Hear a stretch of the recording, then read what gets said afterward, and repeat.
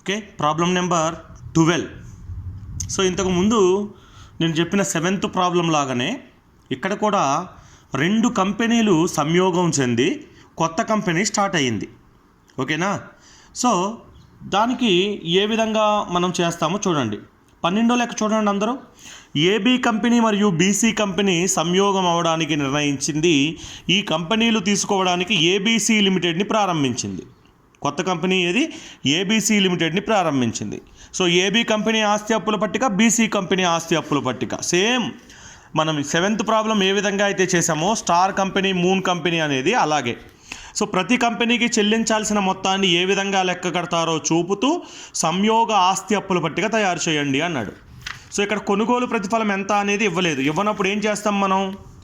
నికర ఆస్తుల పద్ధతిలో కొనుగోలు ప్రతిఫలాన్ని లెక్కిస్తాం. సో చూడండి, కొనుగోలు ప్రతిఫలం నికర ఆస్తుల పద్ధతి. ఓకే, ఏం చేస్తాం? ఏ కంపెనీలనైతే మనం కొనుగోలు చేస్తున్నామో అంటే సంయోగం చేసుకుంటున్నామో ఆ కంపెనీల ఆస్తులు మైనస్ బహిర్గత అప్పులు. సో మీరు టెక్స్ట్ బుక్ తీసుకుని చూస్తూ ఉండండి. గుడ్ విల్ ఏబీ కంపెనీది 10,000, బీసీ కంపెనీది 8 లక్షలు. అలాగే భూమి భవనాలు, ప్లాంటు యంత్రాలు, సరుకు, రుణగ్రస్తులు, బ్యాంకులో నిల్వ, పేటెంట్లు, ట్రేడ్ మార్కులు, వసూలు హుండీలు. అంటే 2 కంపెనీలవి. ఒక ఆస్తి ఒక కంపెనీలో ఉండొచ్చు, ఉండకపోవచ్చు. ఇప్పుడు పేటెంట్లు, ట్రేడ్ మార్కులు ఏబీలో లేవు, బీసీలో ఉన్నాయి. అలాగే వసూలు హుండీలు ఏబీలో లేవు, బీసీలో ఉన్నాయి. Then no problem. సో మొత్తానికి ఉంటే 2 కంపెనీలు తీసుకుంటాం, లేకపోతే ఏ కంపెనీకి ఉంటే ఆ కంపెనీ తీసుకుని టోటల్ చేస్తే ఇంత వచ్చింది. దాంట్లోంచి ఏం మైనస్ చేయాలి? బహిర్గత అప్పులు మైనస్ చేయాలి. బహిర్గత అప్పులు అంటే ఏంటి? ఏమేమి తీసుకుంటాం? బహిర్గత అప్పులు అంటే బయట వ్యక్తులకు చెల్లించాల్సినవి మాత్రమే. బయట వ్యక్తులకు చెల్లించాల్సినవి. సో ఇక్కడ మనకి లెక్కలో ఈక్విటీ మూలధనం ఉంది, రాదు. ఇక నెక్స్ట్ రుణదాతలు ఎంత ఉన్నాయి? చెల్లింపు హుండీలు ఉన్నాయి. చెల్లింపు హుండీలు ఎంత ఉన్నాయి? 5 లక్షలు ఏబీ కంపెనీకి ఉన్నాయి, 3 లక్షలు బీసీ కంపెనీకి ఉన్నాయి. అలాగే రుణదాతలు ఓకేనా, 10 లక్షలు ఏబీ కంపెనీ, 12 లక్షలు బీసీ కంపెనీ. అలాగే ఇక్కడ చూడండి, బ్యాంకు ఓవర్ డ్రాఫ్ట్ ఎక్కడ ఉంది? బీసీ కంపెనీలో ఉంది, ఏబీ కంపెనీలో లేదు. సో మరి సార్ ఏబీ కంపెనీలో కార్మిక నష్టపరిహార నిధి అని ఉంది కదా, అది బయట వ్యక్తులకు చెల్లించేదేనా అంటే చూడండి, కార్మిక నష్టపరిహార నిధి గురించి లెక్కలో ఏదైనా ఇన్ఫర్మేషన్ చెబితే కార్మిక నష్టపరిహార నిధిలో ₹1,00,000 కార్మికులకు చెల్లించాలి, లేదా ఇంత మొత్తం కార్మికులకు చెల్లించాలి అని ఏదన్నా మెన్షన్ చేస్తే అప్పుడు అది బహిర్గత అప్పు అవుతుంది. అలా ఏమీ చెప్పలేదనుకోండి, ఆ నిధులు ఏమీ బహిర్గత అప్పులు కావు. అలాగే బీసీ కంపెనీలో కూడా డివిడెండ్ ఈక్వలైజేషన్ నిధి అని ఉంది చూడండి. డివిడెండ్ ఈక్వలైజేషన్ నిధి అంటే అది కూడా ఒక రకమైన రిజర్వు. దాని గురించి కూడా ఏం చెప్పలేదు కాబట్టి అది బహిర్గత అప్పు కాదు.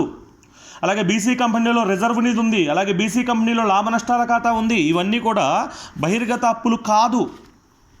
ఓకే, సో కేవలం బయట వ్యక్తులకు చెల్లించే అప్పులు ఈ 3 తీసుకుంటే ఇది మనకి కొనుగోలు ప్రతిఫలం. రైట్. నెక్స్ట్, సో ఎప్పుడైతే కొనుగోలు ప్రతిఫలం లెక్కించామో సంయోగ ఆస్తి అప్పుల పట్టిక తయారు చేయమన్నాడు. అంటే కొత్త కంపెనీ యొక్క ఆస్తి అప్పుల పట్టిక, దాన్నే మనం ప్రారంభ ఆస్తి అప్పుల పట్టిక అంటాం. ఓకే, ఏ ఆస్తుల వైపు తీసుకోండి ఫస్ట్. Simple, very simple. ఇప్పుడు మనం ఏ 2 కంపెనీలు అయితే కలిపామో ఆ 2 కంపెనీల యొక్క ఆస్తులన్నింటినీ కలిపి తీసుకోండి. ఓకే, గుడ్ విల్ ఇదిగో ఇక్కడ 10 లక్షలు ఉంది, ఇక్కడ 8 లక్షలు ఉంది, కలిపి 18 లక్షలు. అట్లా ప్రతి ఆస్తిని కలిపి తీసుకోండి. ఓకేనా? అప్పుల వైపుకు రండి. అప్పుల వైపున మనం తీసుకున్న అప్పులు కూడా కలిపి తీసుకోండి. రుణదాతలు, బీఓడి, చెల్లింపు హుండీలు. రైట్. ఇక మనకి ఇంపార్టెంట్ పాయింట్ ఏంటంటే ఈ వాటా మూలధనం. ఈ వాటా మూలధనం ఎలా తీసుకోవాలి? ఆల్రెడీ మీకు చెప్పాను, గుర్తుందా ఇంతకు ముందు లెక్కలో. ఇప్పుడు వాళ్ళ కంపెనీలకి, పాత కంపెనీలో ఇక్కడ ఏబీలో 50 లక్షలు ఉంది, బీసీలో 30 లక్షలు ఉంది. ఇవి 2 కలిపి తీసుకోకూడదు. అర్థమవుతుందా?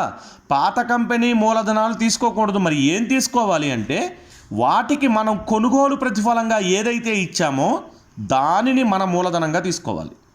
ఇప్పుడు ఏబీ కంపెనీకి 75 లక్షలు ఇచ్చాం, బీసీ కంపెనీకి 65 లక్షలు ఇచ్చాం. ఈ రెండింటినీ కలిపి మనం మూలధనంగా తీసుకోవాలి. అర్థమైందా? మిగిలినదంతా యాజ్ ఇట్ ఈజ్. ఈ ఆస్తులు ఇవన్నీ కలుపుకుని ఆస్తుల వైపు తీసుకుంటాం, అలాగే అప్పులు ఇవి రెండు కలుపుకుని అప్పుల వైపు తీసుకుంటాం. మూలధనం మాత్రం కొనుగోలు ప్రతిఫలంగా ఏదైతే మనం ఇచ్చామో అది తీసుకుంటాం. ఓకే, సో తీసుకుని మనం టాలీ చేస్తే ఇక్కడ 1,70,00,000తో టాలీ అవుతుంది. చాలా సింపుల్ ప్రాబ్లం నెంబర్ 7 ఎలాగో ప్రాబ్లం నెంబర్ 12 కూడా అలాగే.